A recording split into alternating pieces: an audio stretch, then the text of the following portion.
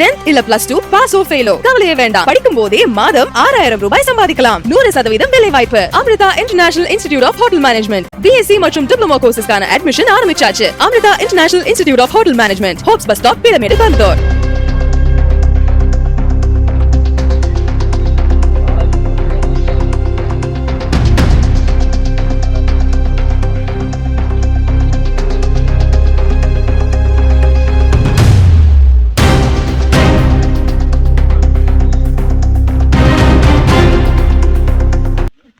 வருடங்களாக யானையால் சேதமடைந்த விவசாயிகளுக்கு உரிய இழப்பீடு வழங்க வேண்டும். தவறும் பட்சத்தில் விவசாயிகள் சங்கம் மற்றும் பாரதிய ஜனதா கட்சியினர் சார்பாக பெரும் போராட்டம் நடைபெறும். கோவை நரசீபுரம் பச்சாவயல் காரைக்காடு பகுதியில் இரவில் யானை, காட்டுப்பன்றிகள் விளைநிலங்களில் புகுந்து விளைநிலங்களை சேதப்படுத்தி வருகின்றன. சேதம் குறித்து வனத்துறையினரிடம் இழப்பீடு கோரியும் முறையாக சரியாக இழப்பீடு வருவதில்லை என விவசாயிகள் சங்கத்தினர் மற்றும் பாரதிய ஜனதா கட்சி தெற்கு மாவட்ட செயலாளர் வசந்தராஜன் தலைமையில் பாதிக்கப்பட்ட விவசாயிகள் தோட்டங்களை பார்வையிட்டனர். அப்போது யானைகளை இரவு நேரங்களில் விரட்ட வனத்துறை பணியாட்களை அமர்த்தவில்லை என்றும், இப்பகுதியில் கடந்த ஒரு வருடத்தில் மட்டும் 3 நபர்கள் உயிரிழந்துள்ளனர் என்றும், மலையடிவாரத்தில் அமைக்கப்பட்டு வரும் நவீன வேலி சிறந்ததாக இல்லை, கர்நாடக மாநிலத்தில் அமைக்கப்பட்டு வரும் வேலிகள் நல்ல உறுதி தன்மையாக உள்ளதாகவும் அதுபோன்று அமைக்க வேண்டும் எனவும் கூறினர். கடந்த 1996க்கு முன்பு வரை யானைகள் இந்த மேற்கு மலை தொடர்ச்சி பகுதியில் இல்லை. அதன் பின்னரே அதிக அளவில் யானைகள் நடமாட்டம் காணப்படுகின்றன. அன்றிலிருந்து தொடர்ச்சியாக யானைகள், காட்டுப்பன்றி உள்ளிட்டவை வாழை, தென்னை, சோளம் உள்ளிட்ட பயிர்களை சேதப்படுத்தி வருகின்றன. இதற்காக இதுவரை சுமார் பல லட்சங்கள் செலவு செய்தும் விவசாயிகளுக்கு இழப்பீடு வழங்குவது என்பது சொற்ப அளவு மட்டுமே. இழப்பீடு கிடைக்க சம்பந்தப்பட்ட அதிகாரிகள் கவனத்திற்கு கொண்டு செல்ல வேண்டும் என விவசாயிகள் 100க்கும் மேற்பட்டவர்கள் ஒன்று சேர்ந்துள்ளனர். தாமதமாகும் பட்சத்தில் இப்பகுதியில் உள்ள அனைத்து விவசாயிகள் ஒன்று கூடி மிகப்பெரிய அளவில் போராட்டம் நடத்த இருப்பதாக தெரிவித்துள்ளனர்.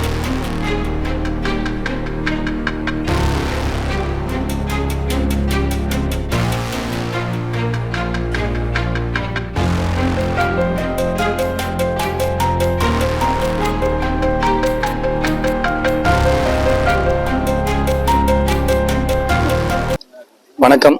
இன்னைக்கு நம்ம மேற்கு தொடர்ச்சி மலை அடிவாரத்துல நரசீபுரம் கிராமத்துல அருணாச்சல தோட்டத்தில் இருக்கோம். இங்க ஏராளமான சுற்று வட்டாரத்தில் உள்ள விவசாயிகள், விவசாய சங்க தலைவர்கள், பாரதிய ஜனதா கட்சியுடைய தலைவர்கள், நிர்வாகிகள்லாம் வந்திருக்காங்க. என்னன்னா, இங்க இருக்கக்கூடிய விவசாயிகள் வாழ வழி இல்லாத சூழ்நிலையாகி இங்கிருந்து ஊரை விட்டு போகக்கூடிய சூழ்நிலையில இருக்காங்க. அவங்க தொடர்ந்து 2016 இருந்து பாருங்க, இந்த தோட்டத்துக்காரரோட கதறல் எங்கேயுமே கேட்காத சூழ்நிலையாக இருக்கிறது. ஏன்னா யானையோட தொந்தரவு ரொம்ப அதிகமாக இருக்குது. வாழையெல்லாம் சுத்தமா நாசம் பண்ணிருச்சு. இன்னைக்கு போய் பார்த்தோம், ஒரு வாழை இல்லை. தொடர்ந்து 2016 இருந்து இந்த மாதிரி 100 தடவை இந்த தோட்டத்துக்கு மட்டும் வந்து நாசம் பண்ணியிருக்கு. தென்னை, இளநீ எல்லாத்தையும் பிடிச்சி தென்னை மரத்தை எல்லாத்தையும் நாசம் பண்ணிருச்சு. அவர் சொல்லில் அடங்காத அளவுக்கு துயரத்துல இருக்காரு. இந்த 2014 இருந்து இன்னைக்கு வரைக்கும் இந்த ஒரு தோட்டத்துக்காரர் மட்டும் கிட்டத்தட்ட 50 லட்சம் ரூபாய்க்கு மேல அவருக்கு இழப்பீடு ஆயிருக்கு. ஆனா அரசாங்கம் கொடுத்திருக்கக்கூடிய இழப்பு 1 லட்சம் ரூபாய்க்குள்ளதான் இருக்கும். ஒரு தென்னை மரத்துக்கு 500 ரூபாயும், ஒரு வாழை மரத்துக்கு 6 ரூபாயும் கொடுக்கக்கூடிய சூழ்நிலையில இன்னைக்கு இருந்துகிட்டு இருக்காங்க. அவர் பல நீதிமன்றத்துக்கு அலைஞ்சிட்டாங்க, பல இடத்துல போயிட்டு வந்துட்டாங்க. இங்க தினந்தோறும் யானை வரக்கூடிய சூழ்நிலை இருக்கு. 21 முறை அவர் வந்து கம்ப்ளைண்ட் கொடுத்திருக்காரு. 100 முறை வந்திருக்கு. 21 முறை முறையீடு பண்ணி கஷ்டப்பட்டு இருக்காரு. இதுதான் வந்து இங்க இருக்கக்கூடிய விவசாயிகளோட சூழ்நிலையாக இருக்கு.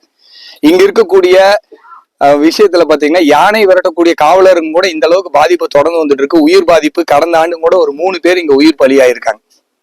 இங்க வந்து விவசாயிகள்லாம் சொல்றாங்க, பயிர் காப்பீட்டை தாண்டி உயிர் காப்பீடு தான் இங்க முக்கியம். இங்க இருக்கக்கூடிய விவசாயிகள்ன்ற சூழ்நிலையை நோக்கி போகுது.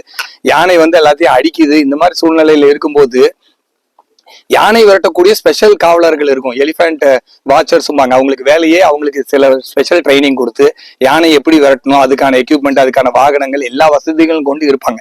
ஆனா துரதிருஷ்டவசமாக நாங்க தொடர்ந்து ஒரு ஆண்டு காலத்துக்கு முன்னாடியே பாஜக சார்பில் அந்த வேண்டுகோள் வச்சோம். இந்த பகுதியில எலிஃபென்ட் வாட்சர்ஸ், யானை விரட்டக்கூடிய காவலாளிகள் இது வரைக்கும் அப்பாயிண்டே பண்ணல. இவ்வளவு கஷ்டம் ஆயிட்டு இருக்கு, இவ்வளவு சேதம் ஆயிட்டு இருக்கு. ஏன்னா இப்ப இருக்கக்கூடிய இந்த ஃபாரஸ்ட்ல இருக்கக்கூடிய ஒர்க் பண்றவங்க கிட்ட அந்த அளவுக்கான அந்த வாகனங்களோ அவங்க கிட்ட இருக்கக்கூடியதோ யானை வெட்டக்கூடிய அளவுக்கு இல்லை. யானை வந்ததுக்கு அப்புறம் பட்டாசு வெடிக்கக்கூடிய சூழ்நிலையில தான் அவங்க இருந்துகிட்டு இருக்குதா, இந்த சூழ்நிலை தான் இருக்கு. இதுல என்னன்னா, வேலி அமைக்கணும் அப்படின்னா கூட நம்ம கர்நாடகால போய் இங்க இருக்க விவசாயிகள் குழு போய் பார்த்துட்டு வந்தாங்க. அருமையா ரயில்வேல பயன்படுத்தப்பட்டு ரிஜெக்ட் பண்ண தண்டவாளங்கள் ஏலத்தை எடுத்து அந்த ஸ்டேட் கவர்மெண்ட் 200-300 கிலோமீட்டர் தூரத்துக்கு ரொம்ப ஃபர்ஸ்ட் கிளாஸா வந்து அந்த ஃபென்சிங் போட்டிருக்காங்க. யானை வந்து எவ்வளவோ இடிக்குது, ஒரு இன்ஜும் கூட நகராம அவ்வளவு சேஃபா இருக்கு. யானை வர முடியாத சூழ்நிலையை பார்த்துட்டு இருக்கு. அந்த மாதிரி போட்டு தாங்கன்னு சொல்லிட்டு பல்வேறு நபர்களை சந்திச்சாங்க. நயினார் நாகேந்திரன் அண்ணன் சந்திச்சாங்க. அதுக்கு முன்னாடி ஆளுங்கட்சி கூட அமைச்சர்கள் ஆளுங்கட்சியில பல்வேறு கொடுத்தாங்க. சிபி ராதாகிருஷ்ணன் இங்க இருக்கக்கூடிய மாண்புமிகு ஆளுநர் அவர்கள் இன்னைக்கு மகாராஷ்டிரா ஆளுநராக இருக்கார்.